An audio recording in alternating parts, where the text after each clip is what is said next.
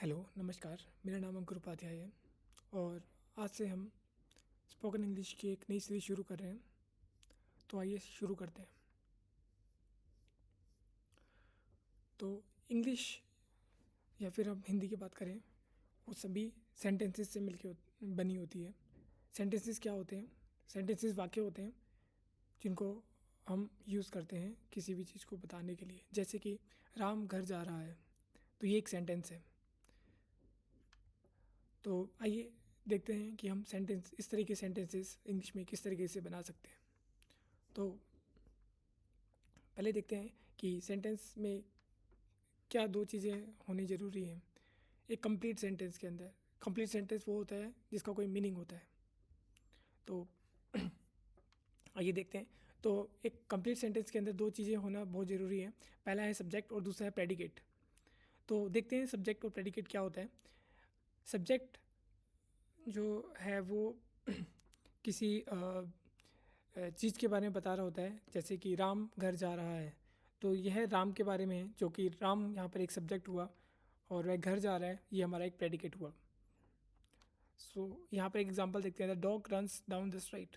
तो यहाँ पे जो डॉग है वो एक हमारा सब्जेक्ट हुआ और इसके बाद जो डॉग कर रहा है वो हमारा प्रेडिकेट हुआ। तो सिंपली जो भी हमारा वाक्य है उसके अंदर जो भी करता है, जिसको हम सब्जेक्ट बोल दें या नाउन बोल दें, तो जो हमारा सब्जेक्ट है अ, वो ये बताता है कि ये वाक्य किसके बारे में है। और जिसको हम हिंदी में कर्ता भी बोलते हैं, जो उस काम को कर रहा है या जिसके बारे में कोई चीज़ बताई जा रही है। और प्रेडिकेट वो होता है कि जो वो काम कर रहा है। जैसे राम घर जा रहा है, the dog runs in the street, कुत्ता सड़क के नीचे भाग रहा है।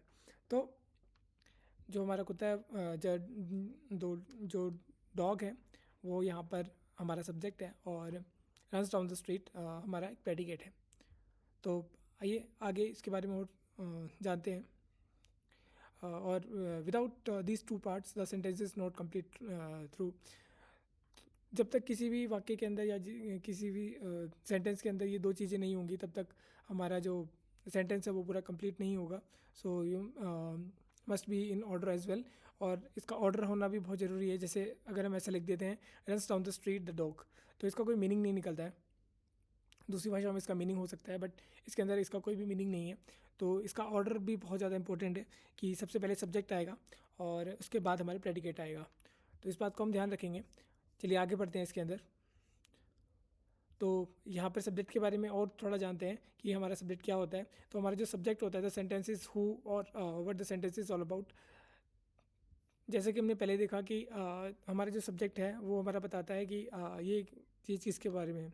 तो the dog runs down the street, तो ये जो भी हमारा सेंटेंस है वो डॉग के बारे में है। तो हमारा सब्जेक्ट यहाँ पर डॉग है। So and the second thing, the subject is a noun. तो जो हमारा सब्जेक्ट है वो मोस्टली हमारा नाउन होता है। नाउन हिंदी में हम क्या बोलते हैं, किसी नेम, स्टेट और प्लेस के नेम को हम नाउन बोलते हैं या संज्ञा बोलते हैं। तो यहाँ पर डॉग जो है वो एक नाउन है। आई होप आपको नाउन पता होगा। और यहाँ पर run down the street and then predicate के बारे में हम देखेंगे कि प्रेडिकेट कैसे बनता है।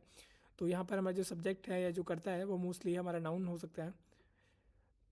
तो देखते हैं प्रेडिकेट के बारे में।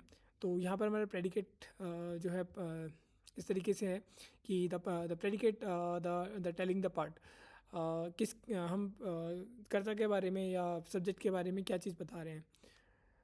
सो the predicate of a sentence tells what the subject is doing. It will start with the verb and contains the object. तो जो हमारा प्रेडिकेट है वो दो चीज़ों से मिलकर बनता है, एक वर्ब एंड दूसरा ऑब्जेक्ट। तो यहाँ पे हमारा जो सब्जेक्ट है द डॉग, वो भाग रहा है, द रन्स।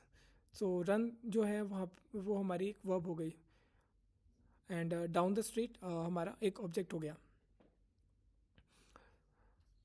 तो वर्ब को हिंदी में हम क्रिया भी बोलते हैं। तो जो हमारा जो करता है या सब्जेक्ट है, जो क्रिया कर रहा है, उसको हम वर्ब बोलेंगे। सो द डॉग हमारा हो गया सब्जेक्ट एंड रन्स यानी कि जो क्रिया है वो हमारी हो गई वर्ब, और उसके अलावा जो भी है हमारा वो हो गया ऑब्जेक्ट। तो इस तरीके से एक पूरा सेंटेंस हम बना सकते हैं। तो आप और भी चीज़ें ट्राई कर सकते हैं। जैसे राम स्कूल जा रहा है। तो यहाँ पर राम जो है वो हमारा सब्जेक्ट हो गया। राम जा रहा है, ये प्रेजेंट के अंदर है, इसको हम आगे देखेंगे। Going to home. And then runs down the street in the predicate this tells about the dog. जैसे कि मैंने पहले बताया था कि जो हमारा सब्जेक्ट है उसके बारे में जो चीज़ बताई जाती है उसको हम प्रेडिकेट बोलते हैं। तो आइए इसके बारे में आगे बढ़ते हैं और देखते हैं किस तरीके से काम करता है। तो यहाँ पर हम इसको और एक्सप्लोर करते हैं। तो जो हमारा प्रेडिकेट है वो बेसिकली जो हमारा सेंटेंस है वो बेसिकली 3 चीज़ों से मिलके बनता है। जैसे कि हमने देखा था पहले कि सब्जेक्ट एंड प्रेडिकेट। तो इसको हम और डिवाइड करें तो हमारा जो सब्जेक्ट जो हमारा प्रेडिकेट है वो 2 चीज़ों में डिवाइडेड है, एक तो verb and object. So now can the basic of English sentence knowing only the rules about the subject and the predicate। तो हमें पता चल गया कि predicate के rules क्या हैं। बेसिक इंग्लिश सेंटेंसेस जो हमारा बेसिक सेंटेंस हम बनाते हैं उसके लिए हमारे पास 3 बेसिक रूल है कि हमारा सब्जेक्ट होना चाहिए और उसमें प्रेडिकेट होना चाहिए। और प्रेडिकेट में भी 2 चीज़ें होती हैं, वर्ब प्लस ऑब्जेक्ट। सो जैसे कि पुराना एग्जांपल ले लेते हैं, the dog runs down the street. तो द डॉग हमारा जो है वो हमारा सब्जेक्ट हो गया, रन्स हमारी वर्ब हो गई और डाउन द स्ट्रीट हमारा ऑब्जेक्ट हो गया। तो आई होप आपको ये चीज़ समझ में आ रही होगी। चलिए हम कुछ और एग्जांपल को देखते हैं और इसको और अच्छे से समझते हैं। तो यहाँ पर the cat jumps on the bed. तो यहाँ पे जो हमारी कैट है वो एक सब्जेक्ट है और जम्प्स ये हमारा एक वर्ब है और ऑन द बेड हमारा एक ऑब्जेक्ट है। सो इसको टोटली हम एक प्रेडिकेट बोलेंगे। So the cat is subject and jumps on the bed is a predicate. The mouse eats cheese. तो माउस जो हमारा सब्जेक्ट है, जो ये पूरा एक्शन परफॉर्म कर रहा है, जो ये काम कर रहा है, तो उसको हम सब्जेक्ट बोलते हैं। तो यहाँ पे हमारा सब्जेक्ट है द माउस और वो इसी ऑर्डर में आ रहा है। आपने एक चीज़ नोटिस की है कि जो हमारा सब्जेक्ट है वो सबसे पहले आएगा और उसके बाद की जो भी वो कर रहा है वो हमारा प्रेडिकेट है वो हमारा बाद में आएगा। ऐसे नहीं है कि पहले प्रेडिकेट आ जाएगा बाद में सब्जेक्ट आ जाएगा। तो कभी भी सेंटेंस बनाने से पहले इस चीज़ का हम बहुत ज़्यादा ध्यान रखेंगे कि जो हमारा सब्जेक्ट है वो हमारा पहले आएगा और उसके बाद हम उस पर जो भी करें वो उसके बाद आएगा। तो चलिए तीसरे सेंटेंस पे जाते हैं। यहाँ पर हमारा the bird is in the sky. तो जो हमारा बर्ड है वो हमारा एक सब्जेक्ट है। तो the bird is in the sky ये हमारा सब्जेक्ट हो गया और हमारा प्रेडिकेट हो गया। तो आइए इसको और एक्सप्लोर करते हैं एक एक्सरसाइज के through. The man ate pizza. So यहाँ पे जो हमारा मैन है वो हमारा एक प्रेडिकेट हो गया, सॉरी द सब्जेक्ट हो गया और एट पिज़्ज़ा जो भी वो कर रहा है वो हमारा प्रेडिकेट हो गया। Adam went to school. Adam हमारा एक सब्जेक्ट हो गया और वेंट टू स्कूल हमारा प्रेडिकेट हो गया। और एग्जांपल देखते हैं, the bear slept in the cave. तो द बियर जो है हमारा एक सब्जेक्ट हो गया और स्लेप्ट इन द केव हमारा एक प्रेडिकेट हो गया। तो इस तरीके से हमने जितने भी एग्जांपल्स देखे उसमें हमने देखा कि सबसे पहले सब्जेक्ट आता है, उसके बाद हमारा प्रेडिकेट आता है। और प्रेडिकेट के अंदर भी बस 2 चीज़ें होती हैं, वर्ब एंड ऑब्जेक्ट। तो एट यहाँ पे एक वर्ब है एंड पिज़्ज़ा इज ऑब्जेक्ट। यहाँ पर सेम एडम जो है हमारा सब्जेक्ट है, वेंट हमारी वर्ब है और टू स्कूल हमारा एक ऑब्जेक्ट हो गया। यहाँ पर भी हम सेम देखते हैं, द बियर हमारे पास एक सब्जेक्ट है, स्लेप ये क्रिया है यानी वर्ब है और इन दिस केव ये हमारा ऑब्जेक्ट हो गया। तो आइए एक एक्सरसाइज यहाँ पे करते हैं और इसको मैं बता देता हूँ।